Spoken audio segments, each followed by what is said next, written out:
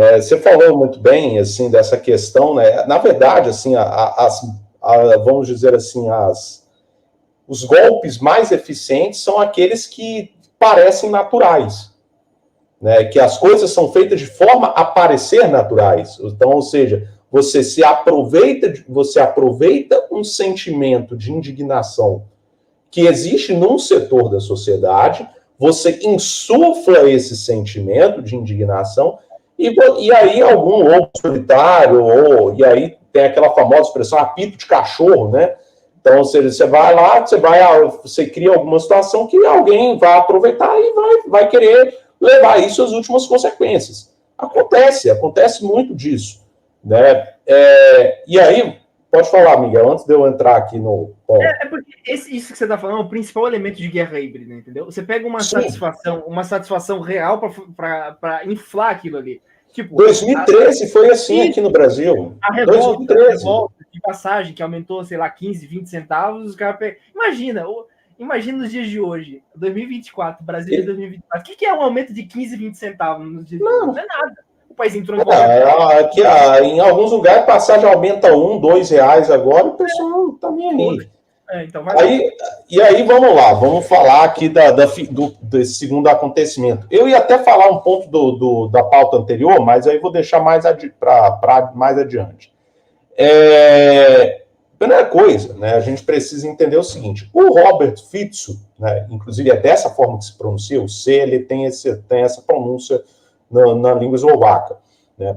Robert Fico, ele é uma figura bastante tarimbada, né, na política do país, né? Ele está aí, ele é líder do Direção Social Democracia, né, o SMER-SD, né, desde 1999. Então, ou seja, já vai fazer 25 anos que ele é líder. Ele criou esse partido e é líder do SMER desde então até hoje.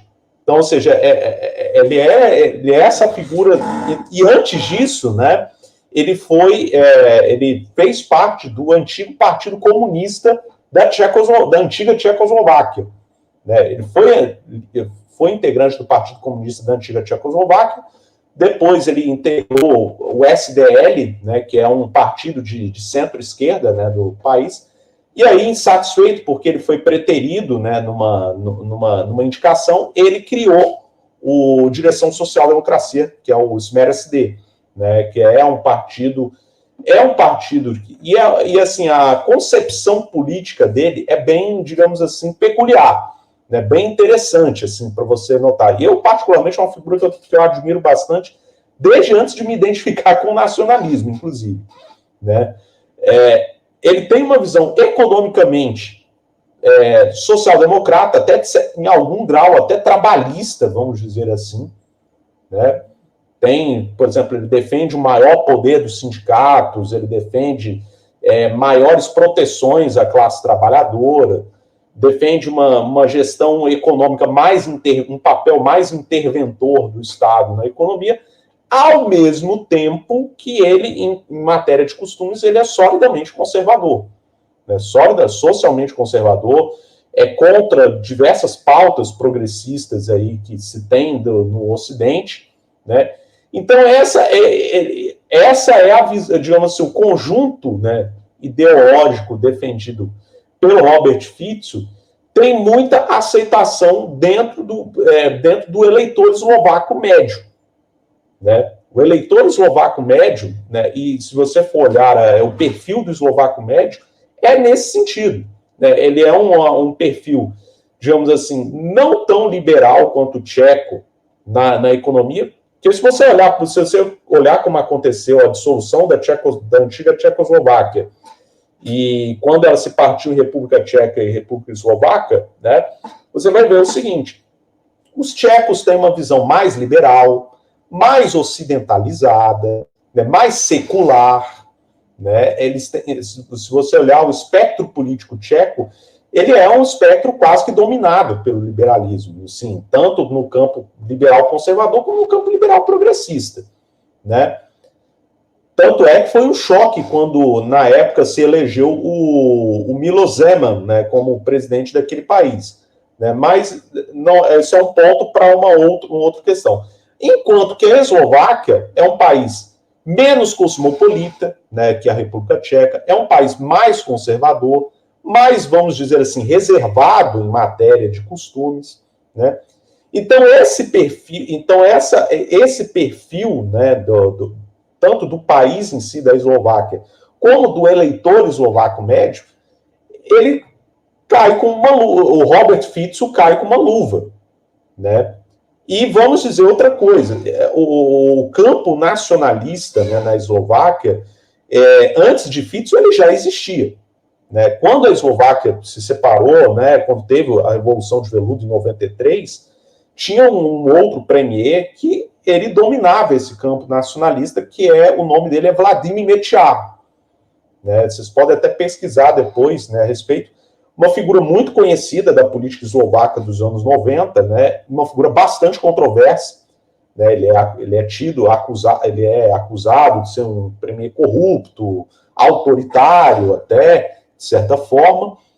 E aí, em 98, uma coalizão de movimentos liberais conservadores foi eleita, né, conseguiu tirar Mečiar do poder, né, governou o país, fez várias reformas liberais, fez privatizações, fez toda uma porção de coisas, assim, movimentos liberalizantes, né? Em 2006, e aí nesse ínterim, né, em 99, o Robert Fico cria o SMER, né, que é o Direção Social Democracia, a partir de uma dissidência do SDL, né, que era o partido de centro-esquerda eslovaco, que inclusive fez parte dessa coalizão formada por liberais e conservadores em 98, né? Então ele ficou insatisfeito, resolveu sair do SDL, entrou para o SMER, criou o SMER, né?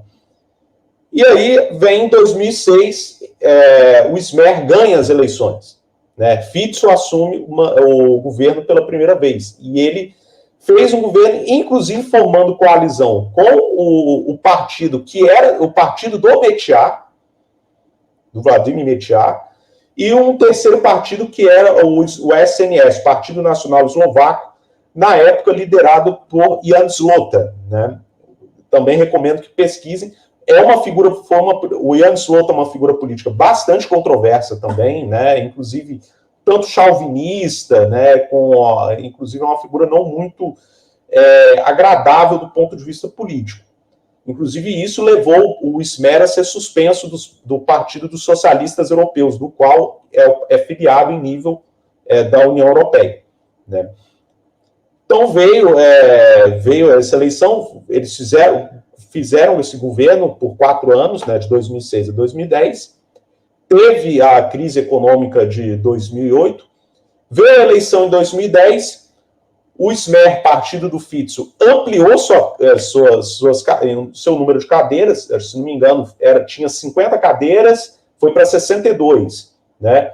Só que como não conseguiu ter outro parceiro para formar a coalizão, a oposição voltou ao poder, na época, com Iveta Radičová, né? Primeira mulher a governar a Eslováquia, né? Só que o governo não durou muito tempo, teve acusações de corrupção, um dos partidos, que era o partido o Liberdade e Solidariedade, que é uma legenda liberal, rompeu essa coalizão, teve eleição antecipada em 2012, Fico ganha, consegue maioria absoluta no SMER na época, e ele governa o país, né, com maioria absoluta de 2012 a 2016.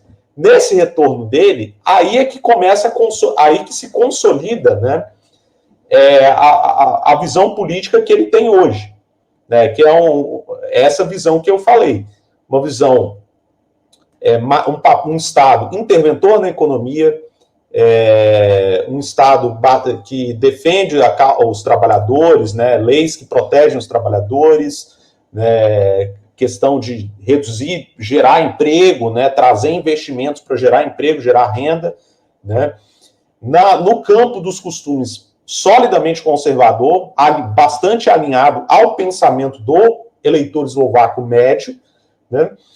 E no aspecto das relações exteriores, uma tendência a ser mais próximo, ser mais alinhado a Rússia, né, ser mais alinhado, menos, digamos assim, um pouco mais cético em relação ao Ocidente, né? Então, digamos assim, de 2000, essa visão, assim, ela se consolida a partir de 2012. Inclusive, né, na crise de refugiados da Europa de 2015, né, ele se alinhou tanto ao Orbán, né, da Hungria, e se alinhou, né, ao então premier, né, a então premier da Polônia, na época a Beata Szydło, né, do Lei e Justiça, a uma oposição à política de refugiados da União Europeia. Então, assim, estou tentando aqui apresentar aqui o contexto da situação, né? Em 2018, teve manifestações na Eslováquia por conta do assassinato de um jornalista, né, que estava investigando escândalos de corrupção de personalidades ligadas ao partido, né, ao Smer, né? E aí teve manifestações, o Fico renunciou, assume Peter Pellegrini, né? 2020 tem eleição, ocorre uma onda liberal conservadora que ganha, né, essa eleição. Só que aí vem a pandemia, a gente sabe muito bem, veio a pandemia, veio a guerra, né, veio a guerra na Ucrânia, situação econômica se deteriorou, né, e a impressão que se tem que o governo que entrou, né, que era um governo, em tese, entre aspas, antissistema, né, não conseguiu fazer o que tinha que fazer, né, e aí teve a queda do governo, teve a eleição antecipada, Fico volta, né, Fico volta com uma coalizão, inclusive, é bem interessante. Nesse ínterim, entre 2020, entre 2018 e 2023, né, o partido que hoje, do atual, que vai ser o próximo presidente, o Peter Pellegrini, ele era do Smer. Ele era do Smer, só que aí ele, por não concordar com os rumos do Smer, ele sai do Smer, cria seu partido, que é o Hlas, né, o VOS, Social-Democracia. E agora, em 2023, ele, na prática, ele teve a eleição, né? O Smer conseguiu ser o mais votado, os liberais progressistas ficaram em segundo lugar, o Hlas foi o terceiro colocado, né? E aí, na prática, o Hlas é quem deu o rumo da eleição, que foi decisivo para o retorno de Fico no poder. Então o Fico hoje está no poder com uma coalizão liderada pelo Smer, que é o partido dele, o Hlas, do Peter Pellegrini, que vai ser o próximo presidente, e o SNS, que agora é liderado, que desde 2012 é liderado por Andrei Danko, né, que é o Partido Nacionalista, né, um partido nacionalista de direita, vamos dizer assim, né. Então, aqui, eu sei que eu estou sendo meio delongado, mas assim, para a gente dar o contexto do contexto, um breve contexto da política eslovaca em geral, né? O Robert Fico, ele basicamente ocupou um espaço que eleitoralmente no passado era dominado pelo então premier, e hoje já com mais de 80 anos, né, já está fora da política, pelo Vladimir Mečiar.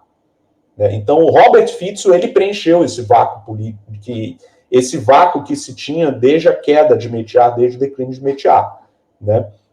Então, assim, o que aconteceu? E aí a gente teve, agora vamos para o fato, né? Que é a tentativa e o atentado contra a vida dele, ocorrido no último dia 15 de maio, né? Ele estava num compromisso, né, na cidade de Handlova, né, uma cidade que fica, eu até vou pesquisar aqui, né? É uma cidade que fica na região de Trentin, né? Eu vou compartilhar aqui o mapa aqui para vocês, né? Vou jogar aqui.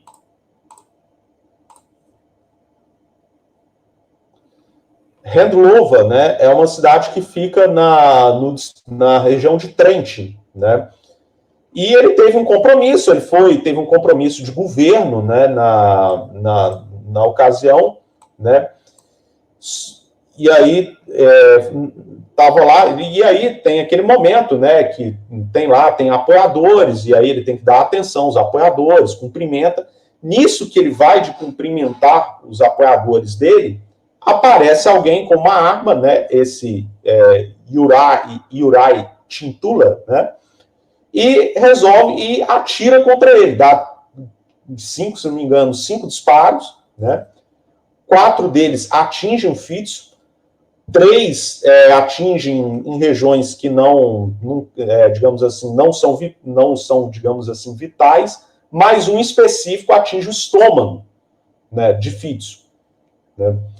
E aí ele é ferido gravemente, colocam ele dentro do carro e levam ele para um hospital, né, que fica, eu vou até mostrar aqui, o hospital fica aqui em Banska Bystrica, né, que fica aí, acho que, vamos dizer assim, uns 100 e poucos, acho que menos de 100 quilômetros do local. Assim, inclusive, optaram por levá-lo para lá, em vez de levá-lo para a capital Bratislava, porque Bratislava era mais longe, né. Aqui é Bratislava, aqui é o local do atentado, aqui onde eu estou apontando é Banska Bystrica, né? E aí ele foi atingido gravemente, tiveram que fazer uma cirurgia nele às pressas para poder conter sangramento, né, poder tirar a bala. Fizeram uma segunda cirurgia nele para poder tirar um tecido morto, um tecido necrosado que estava no local do ferimento, né? Agora ele não mais corre risco de morrer, né? Mas ele ainda está em estado grave, ainda inspira cuidados, né? Então, atualmente, né, quem está governando a Eslováquia se não me falha a memória, o vice-premier dele, que é o Robert Kalinak, né? Inclusive, é ele quem dá as informações sobre o estado de saúde de Fitch. E aí a gente entra assim, pode falar.